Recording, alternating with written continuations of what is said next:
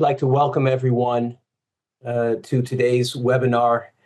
Good afternoon, good morning, good evening, wherever you may be. We have a great turnout, and it's actually quite a reflection of what I think is on the minds and hearts of so many of us today. With everything happening in the world, we can't ignore what continues to happen here in Israel, and specifically in the north of Israel. So welcome. My name is Gidon Hersher. I'm the Vice President of the University of Haifa, and I'm deeply appreciative that you have joined us for today's program. The name of our program is Healing at Home, Recovery and Resilience for Displaced Israeli Families.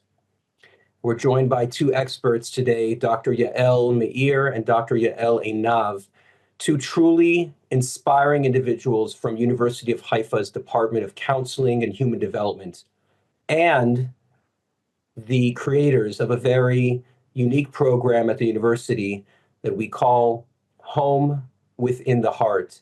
And I want you to remember those words because they're profoundly telling of what is happening right now in the north of Israel during this ceasefire period, as up to 90,000 people head north back into their homes.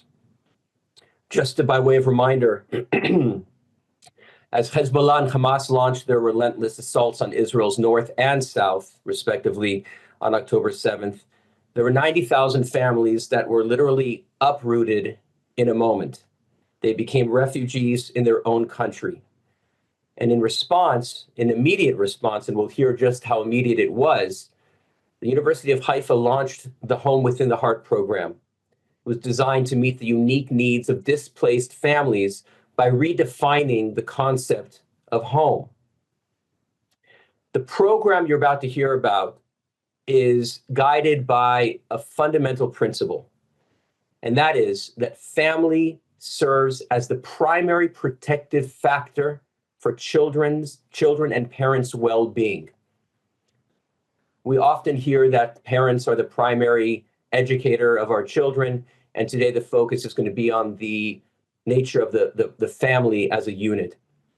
Even in the face of displacement and trauma, the sense of home can be preserved through the strength of family bonds. But the question that we're asking today is, how do we create those bonds in the midst of being displaced? And that is what I think is truly special about today's conversation. Before we dive in, I want to share some important news with everyone that has joined us today. The focus of today's conversation is one out of a myriad of programs and initiatives that the University of Haifa is launching as we speak. The background to this launch, which we're calling Home Again, is an understanding that the laboratories and researchers and doctors and centers and professors across our university campuses hold within them a remarkable amount of wisdom, of data-driven understanding and discovery. And we feel it at the university that it is our responsibility, and I would even say it's an honor, to play a role in the ultimate rehabilitation, long-term rehabilitation of Israel's north. In other words, if we do have relevant findings in the area of mental health, environmental and regional sustainability, in the area of nursing, then we are the University of the North, and it is our intention to be able to turn those laboratory findings into high-impact programs with partners across the North. Today, we're going to hear one example.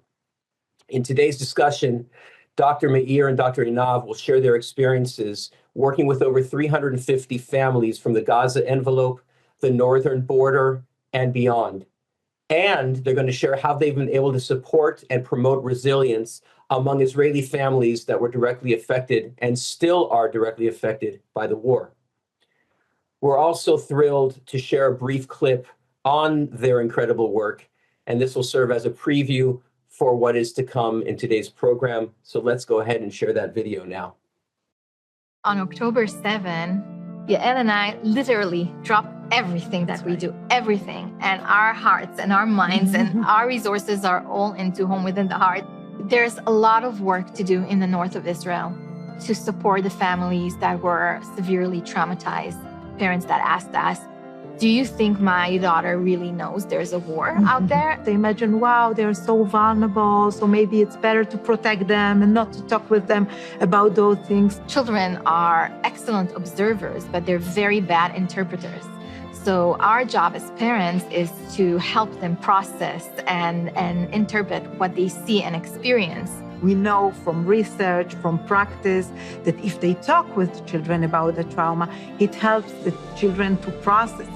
We took all the clinical and theoretical and research knowledge that exists, and we put it together in this intervention. We are experienced already with bringing the intervention to the community. Always what they say to us is how amazing it is that the University of Haifa reached to us in our homes and provide this therapy. They always say, how did you know how to do it so precise for what we need? We always say, we created it for you. It's tailor-made for your needs. If people would know the magic happening there, you would also drop everything and just do everything to support it. Now is the time. This is the time to reach out to all these communities, to rebuild them and make the north of Israel strong again.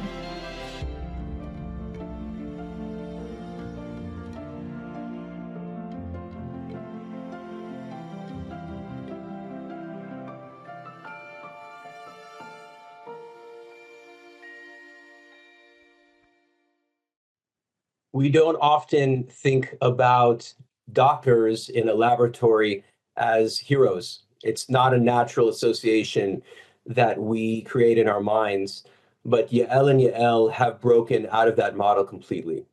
They have shown us the power and impact of drawing a line between research, laboratory, and community impact. And this is only one example, as I mentioned, of many. We are launching the university's most ambitious campaign to date, supporting communities as they return home, rebuild, and envision a thriving future in regions that have been heavily destabilized, depopulated by the conflict. From Haifa north, we pride ourselves as a beacon of hope in the north of Israel. We've worked tirelessly during the ongoing war to ensure the physical safety and the mental health of its own students, as we also expand our longtime role as growth engine in our city and region. I'm going to skip over some of the notes here, and I want to focus just on 3 key messages, and then we'll get into the conversation that I think we're all interested in. The 3 key messages that I want to share relate to the unique value proposition that the University of Haifa offers. And here is what it is. As we look at the future and the repopulation of the North, the ultimate impact can be derived from 3 points. Number 1, a university that is embedded and anchored in data, in other words, has the laboratories, has the brain trust, has the human capital that is needed in order to dig into the issues of the day, research them, pull out the most relevant findings, and then begin sharing them. So we are data-driven. The second relates to proximity. We are community-rooted. In other words, if the University of Haifa were in any other location, our relevance to playing a significant role in the rehabilitation of the North would be much less. But we're already rooted in community, and therefore the role that we're playing today is only possible because we were here yesterday. And finally, we're going to be digging into what it means to come home again, and what we, and when I say we with a capital W, we, all of us today that are on this call, the role that we can play to help Israel's North and our population come home again. I want to let everyone know that our conversation today will have a dedicated questions and answer section. And at the end of this webinar, that will be at the end of the webinar. So please do leave any questions you have for Dr. Mayer and Dr. Enav in the Q&A box, assuming that you're joining from Zoom, or in the comments section. We'll get them either way. If you're tuning in live on Facebook, we'll get those comments as well, and we'll bring them to the forefront. With your support, everyone, you can help us bring healing and resilience to more families throughout Israel through the Home Within the Heart program, and more broadly, we can ignite resilience and opportunity, economic renewal, and we can create a ripple effect across all layers of Israeli society. So friends, let's dig in. Yael, thank you for, first of all, doing everything that you have done to this point, really since October 7th. And if it's okay, I'd like to start with Dr. Enav and ask somewhat of a personal question, which is, where does the inspiration for such a program that we just learned about come from? And in that answer, if you can mention a little bit about how it's helping displaced families. So hi, everybody. And maybe I'll start with a quick introduction, a few words about myself. I'm a clinical psychologist and a researcher in the University of Haifa. My main research focus is emotion regulation, mentalization, working with parents and children for many years. And I'm a mother of 4 as well. And here I'll start the story, and it takes me back to October 7th, when the war happened, and 2 of my kids, the older kids, were in the army, in the front lines, and I was quite anxious, as you can imagine, and worried, and I felt that I have to do something. And I decided to go to the south. It was a complete chaos, but I wanted to be there to try to help displaced families. So I put some clothes in the suitcase, and I told my husband, can you take care of the younger children? I have to go. And he said, yeah, you're not helping us here. You sit all day long and watch the news, so it's better you go. And I took the car and I drove all the way to the south of Israel. I arrived to the Arava. And it was shocking, because what I saw there, it was like a huge refugee areas, tons of boxes with clothes and shoes and food. And I was asking someone there from the community, how do you think I can help? And he said, let me spread the rumor that a psychologist is here, and ask him, can you find a space that I can sit and talk with people privately? And he said, yes, there is an open tent in the garden, you can sit there. And I was sitting there, and the first woman arrived, and she told me horrible stories about that day. And we were sitting for 2 hours, and after 2 hours, I asked her, can I help anyone else? And she said, yes, my daughter, she is a soldier, and she is a lookout soldier in the IDF. And maybe you heard in the news about the Tatzpitaniyot, about the soldier that were attacked very badly near Gaza, and she was there. So I was sitting with her, and she was very traumatized. We were talking, and then she called another friend, and I was sitting there for hours. And by that point, I was moving from one community to another, and I understood that we need to do something. We need to do something for as a long-term program. And it stood up to me, and I remember myself calling Dr. Mayer and telling her, we need to do something with the young children, because the parents, they want to protect them, and they don't really know how to communicate with them and what to do. And I understood this is a real challenge. So that's how the whole idea started. Yeah. I just want to make sure that everyone understood what was just shared, because, it's not every day that someone picks up, leaves their family, drives several hours away from their comfort zone, in order to pitch a tent and figure out how they can help someone, and definitely not someone that's used to working in research labs. So you did a remarkable thing, and that is really what I understand what surfaced for you, this specific need. In other words, there is something that happens when a family is displaced, something that happens within the family dynamic, family communication, and additional assistance or intervention is needed in order to surface whatever that is. Mhm. So let me go ahead and direct the next question to Dr. Mayer, which is, what is it about this specific program? What's the magic of the program? What's the magic? What's the secret sauce that opens up clogged arteries? In other words, dialogue that wasn't happening. What does that look like? And by the way, please let us know what your area of study is and your academic track is, just so we have that as well. Sure. So, hello, everyone. Thank you so much for joining us today. I'm also a clinical psychologist and a researcher. I'm also a mother of two living in the north in the Galilee, also in an area that is recovering. And my main focus is how to translate research into impact, meaning that I really my goal, my mission is to take this knowledge that we create in the labs, but take it out to the community and make it into impactful and beneficial interventions in the mental health area. So that's my expertise, and especially I'm interested in working with marginalized communities and communities that don't have access to the services they need. So that really relates to this work as well, to Home Within the Heart.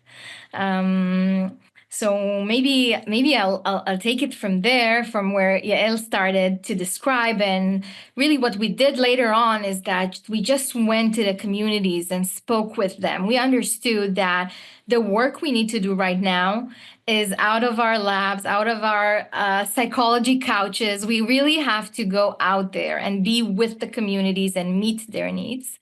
And this is exactly what we did. And so we started to work with young children and their parents. And what we built is a program. And the name is very central to it, because what we wanted to say to these displaced families is that, yes, you are now displaced. You are now in a time of uncertainty.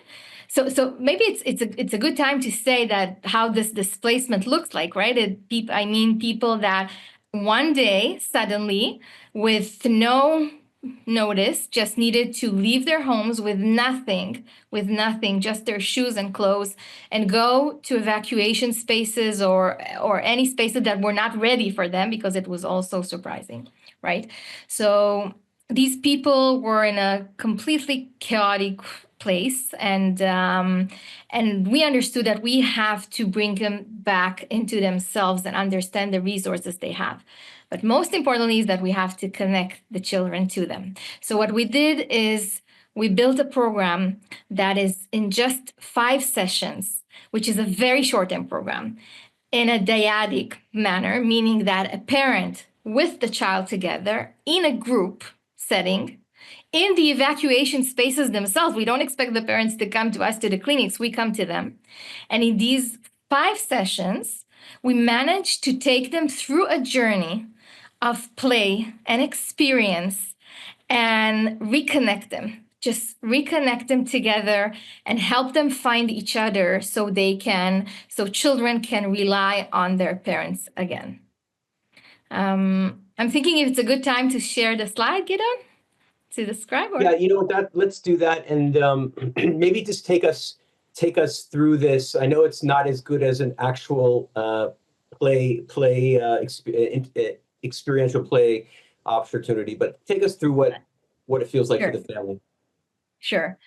So if we meet in person, I always like to work with people and show them the playful way, but we will do it also through Zoom the best we can. So what you can see in this slide is basically the model, the therapeutic model. So one thing that is important to understand is that we couldn't just take an existing model out of the drawer and just put it out there, because it doesn't work. These people needed tailored, unique, precise intervention to their needs. And this is exactly what we built for them in a short intervention. So we start by what we call entering to the forest, meaning that we invite the parents with the children to go with us on a journey.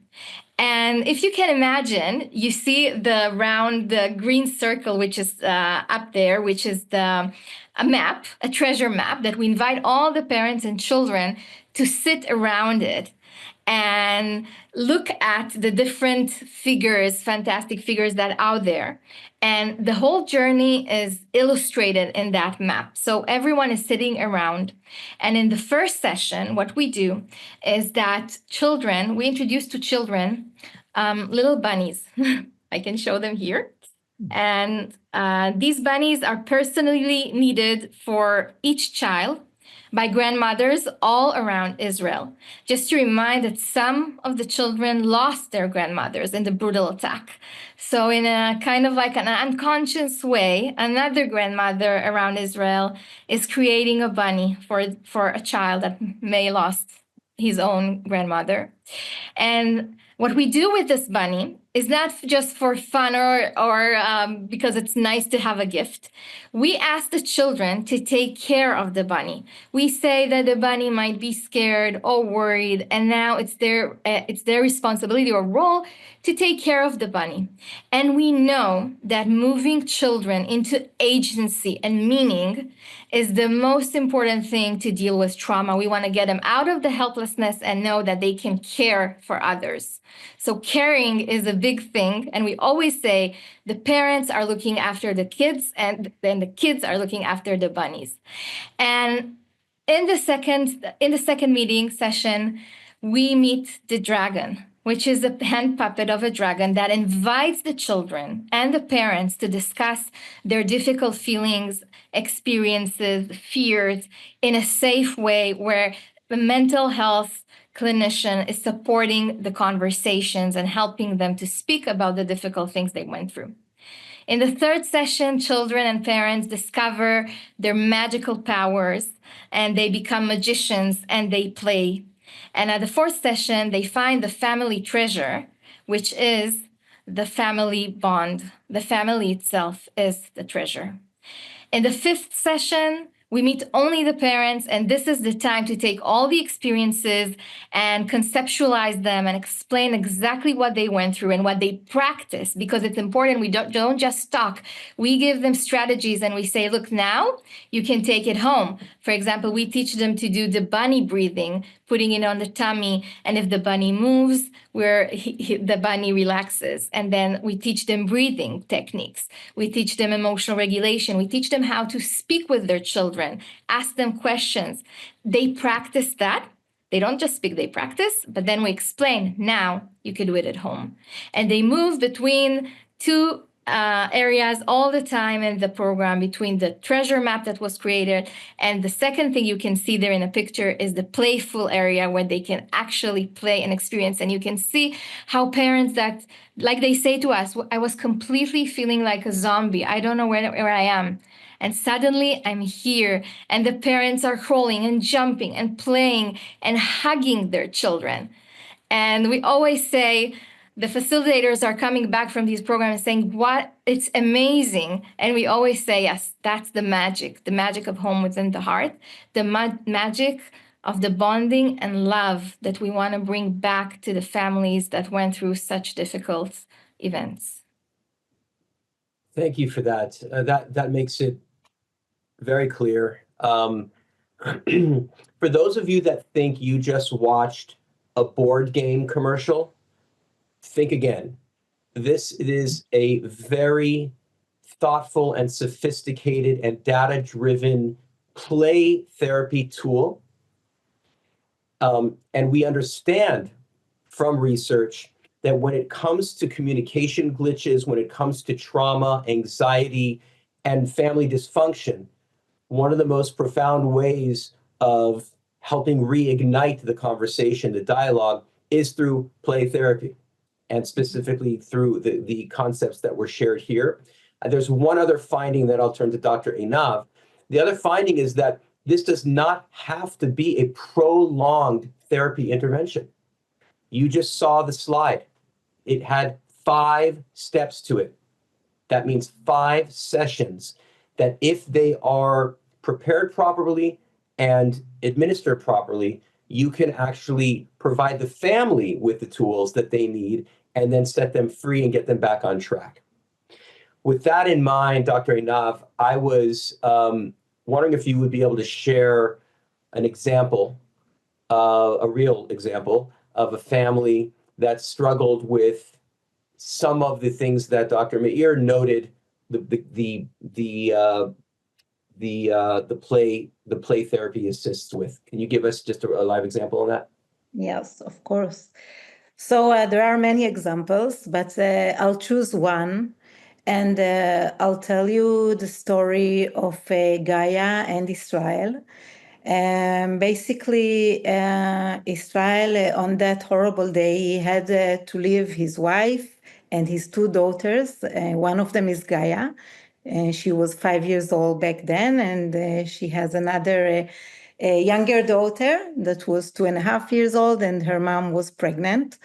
And the dad, Israeli, had to leave them in the shelter and to go out to try to protect the kibbutz where they lived.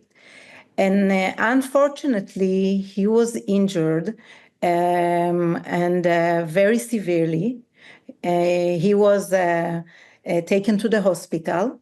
And because he had to stay for a few surgeries and rehabilitation, it took him more than 3 months to come back to the displaced zone where the wife and Gaia and her sister were staying. And when he came back, he heard about the program. Actually, to be honest, his wife heard about the program, and she told him, "You go with Gaia to the program, to Home Within the Heart." And he came, he joined the program, and we saw Gaia is playing with him, hugging him, sitting on him all time. And we thought, wow, they have such a lovely bonding and connection. And it was only the last session, when we sit only with the parents, when he shared that Gaia was very, very upset and angry with him when he came back home. And we need to understand that psychologically, a child, when he was left in the shelter at first, and then the dad was away in the moment that was the most difficult moment of the family, it makes a lot of sense. It is normal that he is angry with the parent that was away. Basically, Gaia, she felt that she was abandoned by her dad. And of course, for him, it was so hard. He came back still injured, facing all the difficult situation. And he is seeing a child that doesn't want to talk with him. She wants only mommy all the time. And the program, it was a fascinating example how he was able to reconnect with Gaia again. And I think especially the second session, when Dr. Mayer showed that we talk about the fears, about the dragon, about the challenges, Gaia was able to tell her dad, it was so hard that you were away. It was so sad. I was afraid that you will never come back. How come you left me and mommy there? So it is an opportunity in a safe space, together with the facilitator, to process this kind of challenges and fears, and it makes magics. And what he said to us, Israel, at that last session, and we were all crying because it was hard to stay, calm. He said, "Thank you for bringing Gaia back to me."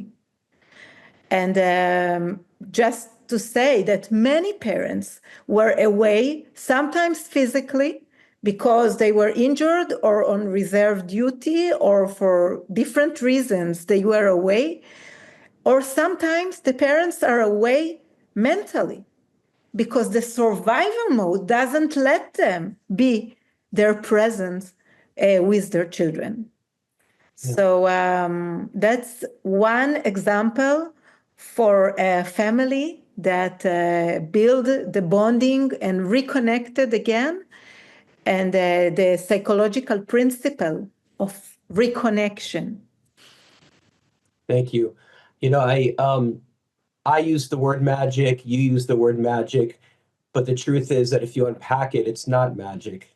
It's thoughtful, research-based interventions that prove themselves. So basically, the anecdote, the very real anecdote that you just shared, is one out of 350 families that are currently benefiting. Just to make sure that everyone understands, we're talking about over 1,400 individuals that are currently benefiting. But I would also say that the need is much, much greater. We received some questions in the chat related to, is this still needed, given how long people have been displaced, given that people are still displaced, given that some people will be coming home. And I will do my best to just answer briefly and say it's absolutely needed. I think the question that's in our minds is, how much longer do you think it will be needed, if you're able to respond to that? But before then, Dr. Mayer, just give us, you maybe mentioned this, but there's a question in the chat about it. Are there any what are the ages of the children need to be in order to participate? Is there an age limit? Can you just some of the basics? Sure. So the program is aimed to children aged 3 to 6, because we want them to be verbal and be able to participate, but still that they will be able to benefit from play therapy. And this is also, just to mention, the age group that received less services, because there are also less clinicians in that area. So this is the group that really needs attention. And this is why also we aimed and built the program for this age group. Thank you. Thank you. And can you, Dr. Mayer, can you also just relate to a projected need for ongoing, we're talking about possible expansion, but people want to know, is this forever, or is it really just the 5 sessions, then you feel like you can move on? Tell us just about a longer term perspective, please. Okay. So I'll say 2 things. One is that, first of all, the need is enormous.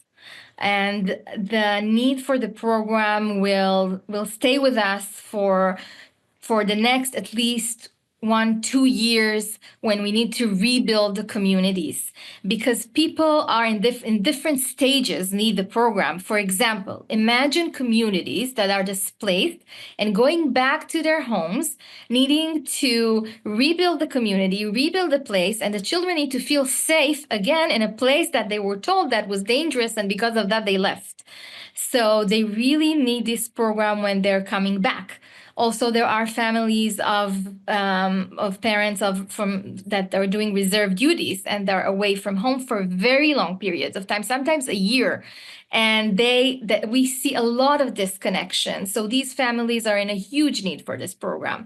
And we also speak about the people that went through the trauma, but now they're rebuilding themselves, and now they are in a good place to receive these programs. So we're speaking about really many, many families that will still need the program in the next 2 years, and very large communities that we can reach out to and can benefit from the program. Great. I just want you both to know we have a ton of questions that have come in, so I'm going to do some quick fire and see how it goes. Dr. Enav, the first question that we received from the audience, I just wrote it down. Give me a second. Relates to the fact that the mental health space in Israel right now is saturated. There are a lot of different organizations, government, local municipalities, etc., that are in this space. Can you just tell us about your connections with those people and with those entities? And why don't we start with that? The other question is, someone would like to know if you can just mention a few of the locations that you're working in, what you call marginalized communities. Just gives some of the names so people can get a sense of what we're talking about. Okay. So maybe briefly, I'll say about the locations. There are various locations along Israel: the south, Gaza Envelope, the north, everywhere along the north border. We are arriving there. We are supporting the communities there. So basically, we are rooted along Israel, and we are coming wherever we are needed. So that's about the locations. And I can say that we also work with very traumatized communities. People wanted you to name a few. I can give names. I'm sure people know about Be'eri, about Re'im, about Zikim, about those kibbutzim that were injured very badly. But I have to say that the trauma exists not only there. I want to mention there because we all know about the South and what happened, but also being displaced and being under attacks of rockets for a long period of time in the North without knowing what is going to happen. And some of the families even were not being able to be displaced to safe spaces. So I can give an example. We were working with Shlomi that were evacuated to Naharia, but then Naharia became a horrible place and not safe place to be in. I think it is all over Israel and especially along the borders. So that's just briefly about the locations. Good. And I will add, if it's okay, Dr. Enav, everything that we're doing is in partnership and complete coordination with local authorities. We're not interested in duplication. We are interested in coordination. And quite frankly, if anyone is concerned about duplicated efforts, there is so much work to be done right now that there are no efforts that are being duplicated as we speak. But the answer is that the university, as it moves forward in this important campaign, is completely coordinated with all efforts, whether they're government, grassroots, or local authorities. Maybe. Yeah.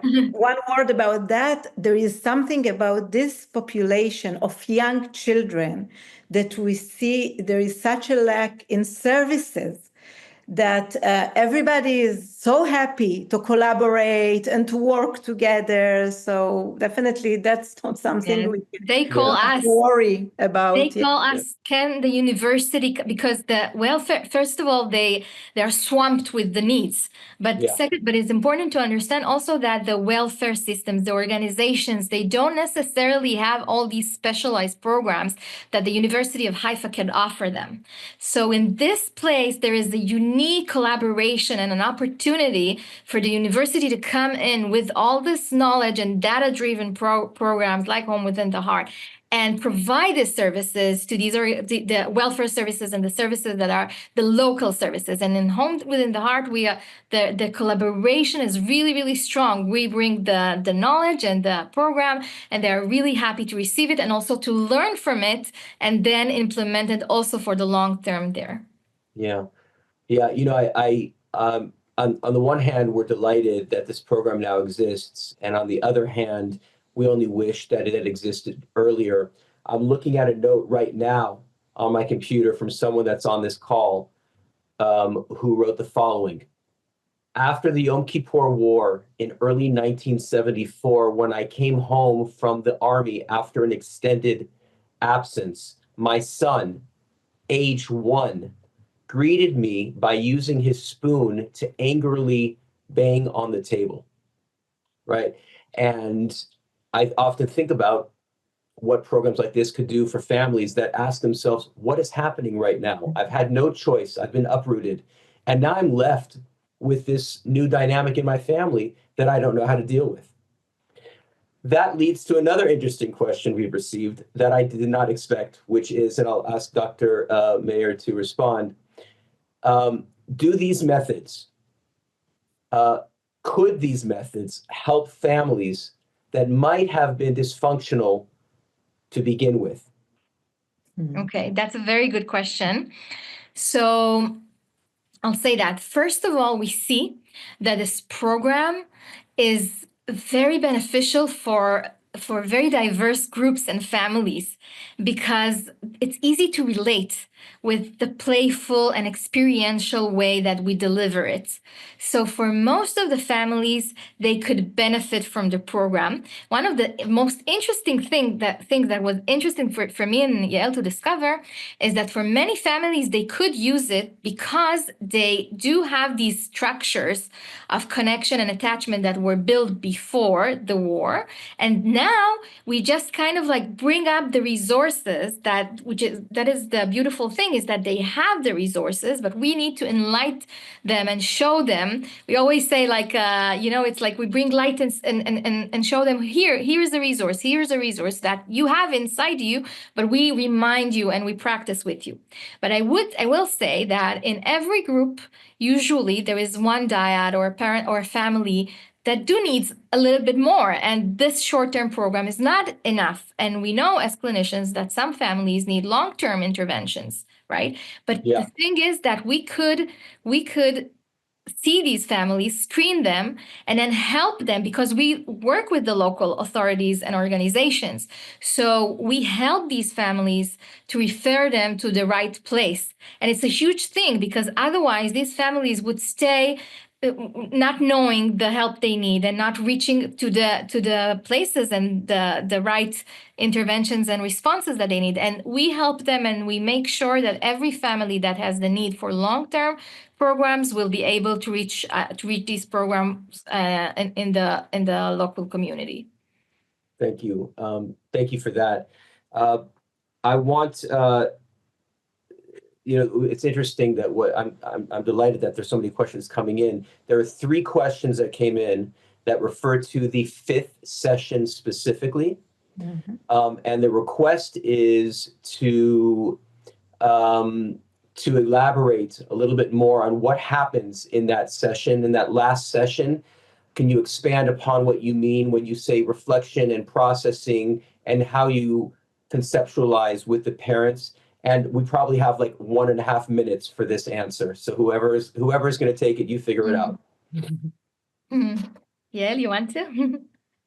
I can talk about it. So basically, the idea is to help parents understand the process we were doing along the program.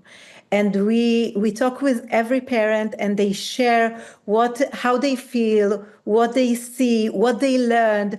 And then, of course, the facilitator helps them to understand the foundation and the psychological principles. As I mentioned, the one about, for example, the anger around abandonment. That's something normal for a child to feel. But then you want to understand, okay, so what I do with it? How can I process it? How can I support my child and the connection between me and my child? So we help them to understand those things and how to take all those principles and ideas and strategies back home after they practice it together during the program, and to continue to do so with the children after the program. So I hope it gives a better understanding about And that. if not, by the way, those that ask that questions, you can see in the chat that there's an email address that you can write to, and Yael will get back to you. Sure. Dr. Enav, you mentioned that a lot of these ideas came from your experience in heading down south. And as a result, this program was created. Is that correct? Is that the correct order of the way this happened? I think the seeds of the idea, started there. But of course, then I think Dr. Mayer and myself, basically, we created this secret sauce by using all our expertise and knowledge and clinical practice and research practice into this program. Can you see, as you continue to expand this program, and today, by the way, we'll be asking those that are moved by this conversation to please support this specific effort. But is your, and we'll tell you how to do that at the end, but is your goal to expand and then take the findings from that, essentially that expanded target population, and even go bigger with your findings? I mean, what's the, take us 5 years down the road as doctors, that care deeply about this, right? You've now left the ivory tower, all right? You haven't left it. You're still in it, but you're dancing between the field and the ivory tower. Give us the 10-year prognosis here. Where do you want to be with regard to this intervention? I think basically we understand that there is something here that works really well for parents and children. And we want to take it and to help parents and children around the world. Because I have to say, currently in Israel, we are in great need and we cannot live and do anything out of Israel. But in the future, we see, first of all, there is displacement around the world for a variety of reasons. It can be because of nature disasters or other reasons. And I have to say that this program, I think, is so successful because there is something that is kind of reconnecting the parents and the children, and it could be related to various challenges of parents and children. It can be even around divorce or around other challenges. So Yael and I think now we have the understanding that we are not leaving this program and we are staying with it and we'll expand it. And of course, we do a lot of research around it to learn, to study, to understand what works better, how we can support children and parents. So I would say that's the goal. Hopefully, we'll be able to support and help more people and more children. What there was an earlier question about the ages of the children that Dr. Mayer clarified, but you can't help but ask the question: what about those children in displaced and evacuated families that are not in that age group, right? Because you said 3 to 6 year olds, if I'm not mistaken.